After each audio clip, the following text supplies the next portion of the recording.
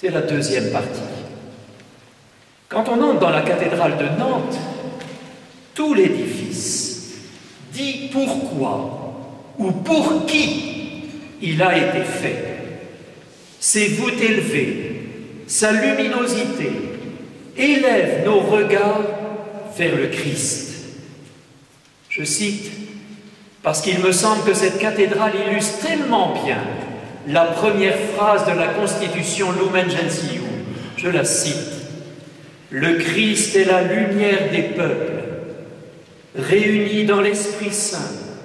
Le Saint Concile souhaite donc ardemment, en annonçant à toutes les créatures la bonne nouvelle de l'Évangile, répandre sur tous les hommes la clarté du Christ qui resplendit sur le visage de l'Église. J'aime lire cette première phrase du Concile dans la Constitution Lumen Gentium, dans la cathédrale de Nantes, me rappelant le premier évêque, Saint Claire, Clarus, le lumineux. C'est lui le Christ qui va présider le Concile Vatican II. Chaque matin, avant que ne commencent les assemblées, avait lieu un geste liturgique qui a énormément de sens. L'Évangile était solennellement intronisé et placé devant l'autel, sous le baldaquin du Père Nain, face aux évêques. Dans une conférence à Lourdes, en mars dernier, Monseigneur d'Agens a repris ce caractère christologique du Concile Vatican II. Tout l'édifice du Concile est ordonné au Christ qui nous révèle le Père et nous donne l'Esprit Saint. Les textes conciliaires sont nombreux, vous le savez, les voilà. Il y a 4 constitutions, 9 décrets et 3 déclarations. Je ne vais pas pouvoir les présenter tous ce soir, bien évidemment. Je vous invite simplement à avancer vers le transept. Là, 4 piliers majeurs, les 4 constitutions. Je vais dégager 1 ou 2 idées principales et en chercher les fruits dans le diocèse. Bien évidemment, c'est très partiel, très limité, et je vais oublier beaucoup de choses, mais j'ai confiance. Le service de formation du diocèse propose pendant 3 ans une brochure qui va inviter tous les chrétiens à travailler chacun des textes conciliaires. Le père de la salle qui est là pourra vous les proposer tout à l'heure. Je reprends ces textes dans l'ordre de leur promulgation. Le premier promulgué, c'est le texte, la première constitution, c'est la constitution sur la Sainte Liturgie, Sacrum Sanctum Concilium. Elle évoque le Christ présent et agissant dans la liturgie et les sacrements de l'Église. Cette première constitution est votée par le Concile en 1963. C'est le premier texte.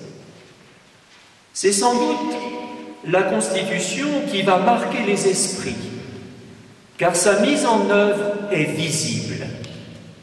Monseigneur Villepelet, l'évêque de l'époque, préside en 1965 la première des concélébrations à la cathédrale de Nantes. C'était en mai 65. C'est aussi l'introduction du français dans les liturgies, la présidence des prêtres face à l'Assemblée. On connaît, vous connaissez, le missel Jounel.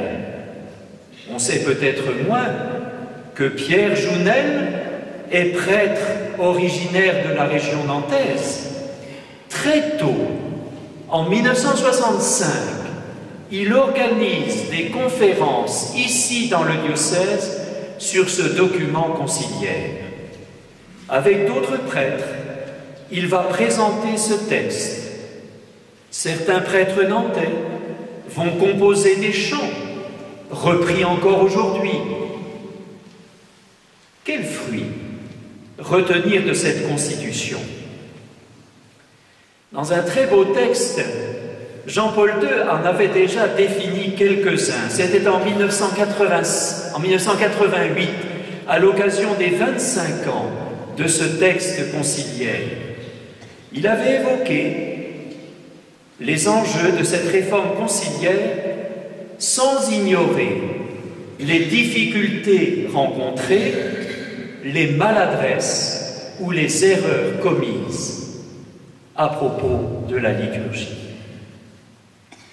Je voudrais souligner les fruits et relever simplement 3 points à partir de 3 phrases de ce texte conciliaire.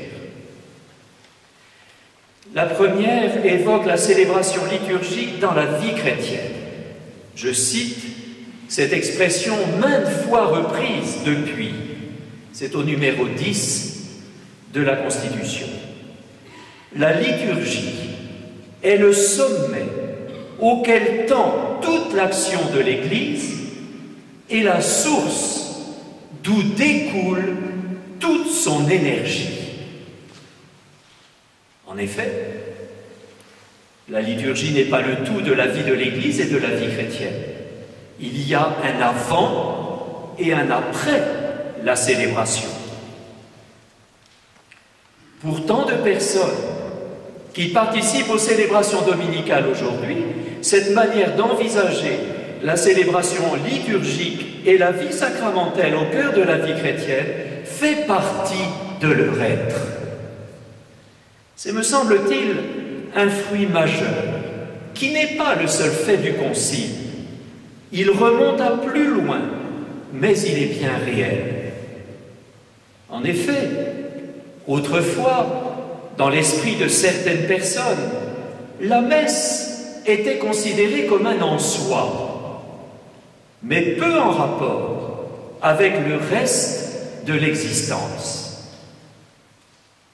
Or, l'Eucharistie est unique et centrale, mais elle n'est pas à part dans la vie chrétienne. Elle est d'abord, dit le Concile, le sommet, c'est-à-dire qu'elle suppose un parcours, le parcours de la foi, comme d'ailleurs pour tous les autres sacrements. Ce cheminement dans la foi qui converge, qui va nous rendre vers ce sommet qu'est l'Eucharistie, ce parcours, ce cheminement dans la foi est vécu de manière plus immédiate et concrète lors des préparations aux sacrements. Les sacrements de l'initiation chrétienne, par exemple, le baptême, la confirmation et l'Eucharistie. Mais je reste sur la confirmation, préparée parfois pendant 1 an ou 2 par les jeunes.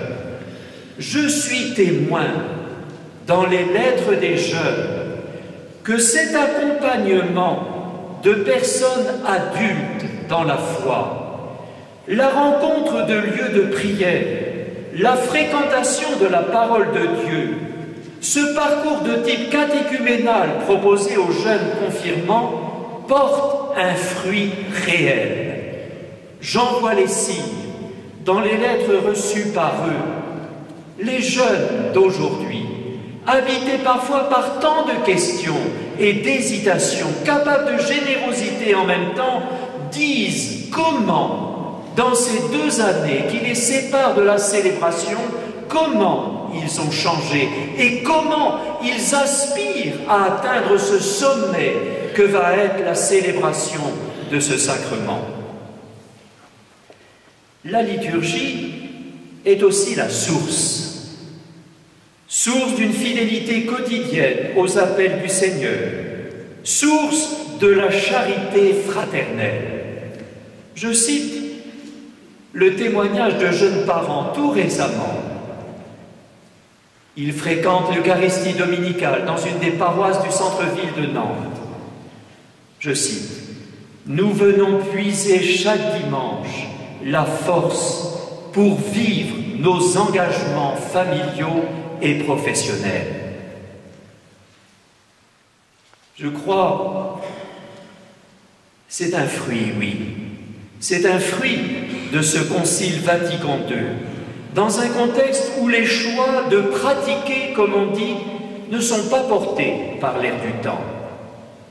C'est sans doute un défi aussi pour nous à relever, celui de ceux qui se présentent à nous comme des croyants non pratiquants. Sans doute, il ne suffit pas d'aller à la messe pour être bon chrétien, et il y a à le rappeler. Mais il faut ajouter surtout aujourd'hui que pour vivre une vie chrétienne, il est indispensable de vivre ce temps d'écoute, de rencontre avec le Seigneur, sinon nos fidélités s'épuisent, nos générosités s'émoussent et se transforment en militance humanitaire. C'est le thème de cette année de la préparation de Diaconia 2013, le lien entre l'Eucharistie dominicale et nos engagements caritatifs. Eucharistie, sommet et source de toute vie chrétienne. Deuxième point, la participation de tous à la célébration. Ce thème revient plusieurs fois dans le document conciliaire. Au numéro 11, on évoque la participation consciente, active, fructueuse. J'ai voulu citer dans le petit plan que je vous ai laissé le numéro 14, si beau. L'Église, notre Mère, désire beaucoup que les fidèles soient amenés à cette participation pleine, consciente et active. Oh, le thème de la participation des fidèles à la liturgie n'est pas lié, n'est pas né avec le Concile Vatican II. Cette réflexion est beaucoup plus ancienne. Elle remonte au pape Pie X et à Don Lambert Baudouin au début du XXe siècle. C'est ce qu'on a appelé le mouvement du renouveau liturgique qui a précédé de beaucoup l'ouverture du Concile Vatican II. Le fondement de cet appel à la participation active de tout le peuple chrétien trouve sa source dans la doctrine catholique du sacerdoce baptismal des fidèles, développée dans Lumen Gentium. Tous les membres du Christ participent à leur place au culte que le Christ rend à son Père. Et personne ne peut être seulement spectateur d'une action qui lui serait extérieure. La liturgie de l'Église catholique est l'œuvre commune de l'ensemble du peuple de Dieu. Cela, c'est quelque chose d'important du Concile Vatican II. Il y a simplement à préciser ce qui aujourd'hui est vécu de manière beaucoup plus juste et sereine, à savoir la participation active de tous les membres de l'Assemblée. Ça ne signifie pas une participation indifférenciée où chacun ferait tout et n'importe quoi. Il y a dans la liturgie des rôles et des ministères différents, en particulier ceux des ministres ordonnés. Participation active de tous dans la liturgie, mais participation différenciée. Et participation dans la liturgie ne signifie pas activité à faire. Le Concile Vatican II va parler de participation fructueuse. Car ce qui est important, ce n'est pas tant de faire des choses, mais c'est que cette participation porte du fruit dans le cœur et dans la vie des personnes. On indique le silence est mentionné comme un mode de participation. Bien sûr, ça n'est pas le seul. On va favoriser les acclamations, les réponses, le chant. Mais, dit le Concile, on observera aussi en son temps un silence sacré. Cette participation voulue par le Concile est une attitude riche et profonde qui ne vaut pas seulement pour ceux qui ont quelque chose à faire. À ce sujet, je vois dans un rassemblement récent un fruit conciliaire. Je pense, mais il faudrait évoquer bien d'autres célébrations auxquelles j'ai participé depuis que je suis à Nantes. Je relève par exemple cette très belle messe qui avait été vécue, faite à la fête de la Sainte Trinité, pour le rassemblement à Pidet en juin dernier dans la cathédrale. Près de 2500 jeunes étaient présents là. Et j'ai vu cette mise en œuvre de la participation évoquée par le Concile. Les chants étaient là, mais aussi le recueillement. Les acteurs, tous étaient là. Mais il y avait toute l'assemblée qui chantait. Pour cela, bien sûr, il faut évoquer l'immense travail de préparation par les équipes liturgie, tous les acteurs de la liturgie et la formation de tous ces gens. Si les liturgies actuelles ont cette qualité, même si nous n'avons pas atteint le but défini par le Concile Vatican II, c'est bien à cause de cette implication considérable de tant de personnes dans le diocèse pour servir la liturgie. La troisième phrase que je veux évoquer veut nous rappeler le rôle essentiel de cette liturgie qui nous entraîne dans le mystère de Pâques. Lorsque nous célébrons la liturgie, nous dit le Concile, c'est le mystère de rédemption qui s'accomplit. Oui, la liturgie a pour but de nous faire rencontrer le Christ Jésus, mort pour nous, ressuscité et vivant, dont l'Esprit agit en nous. Et c'est à cette expérience spirituelle que la liturgie nous fait accéder. Les jeunes y sont très sensibles, mais même s'ils n'ont pas les mots pour le dire, même si ça n'est pas formulé de manière explicite, j'entends et je l'ai vécu moi-même, cette expérience d'intériorité très forte, de silence profond qui suit, par exemple, la communion. On a souvent pensé que la liturgie était un lieu d'enseignement, de conscientisation, comme on dit, d'animation. Ça n'est pas faux, mais c'est beaucoup plus profond. L'enjeu de la liturgie dépasse cela. Je repense à ce très beau texte qu'avait laissé Jean-Paul II aux jeunes pour préparer les JMJ de Cologne.